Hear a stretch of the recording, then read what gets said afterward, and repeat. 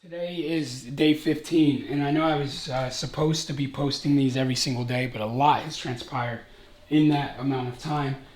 Right now, the United States leads with the most coronavirus cases, over 155,000 people infected as of today, and like 2,800 dead. And even for myself, part of why I hadn't posted, they say when it rains, it pours, and it had been raining all last week. And then now this weekend, I was actually hit by a hit and run driver on our commuter car. I was going out to get groceries, and I was turning at an intersection, and someone slammed right into the car and then took off. And after my car had spun around for a little bit, and I spin and I watch them taking off up the street, and I'm like, are you kidding me? They're not even gonna stop and check if the person that they hit is all right. And so I gave chase at a safe distance, because I do not recommend chasing someone in a hit and run. You never know what the situation is. But I stayed at a safe distance so I could be on the phone with the police.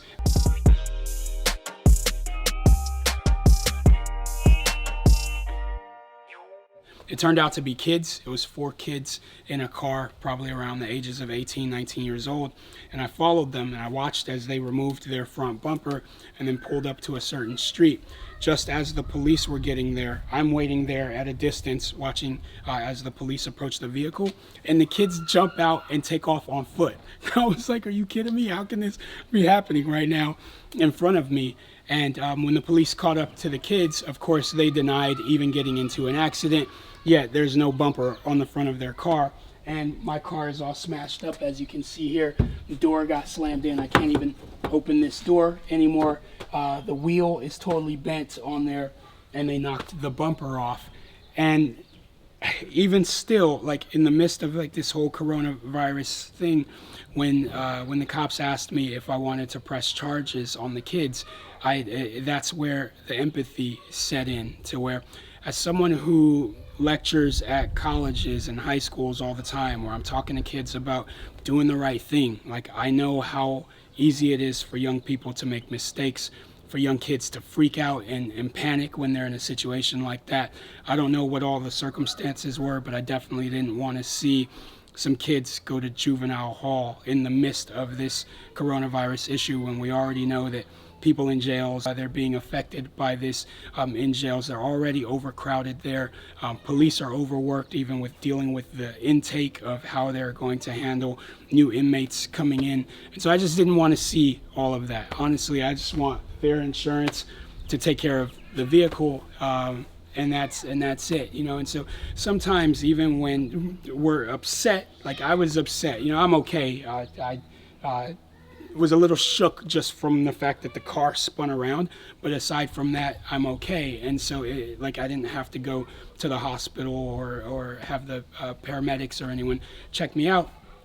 And so there are times where we can show that grace, we can show that mercy. I'm thinking about when I was an 18-year-old kid, and maybe some of the mistakes that I could have made hanging out with my buddies. I don't think I could have hit someone and ran away, but I do think I could have made a mistake and panicked or freaked out. And so that was an opportunity for me to extend mercy to them. I hope for them it will be a lesson learned. And I'm definitely not saying that everybody should not press charges. There's times where you would need to.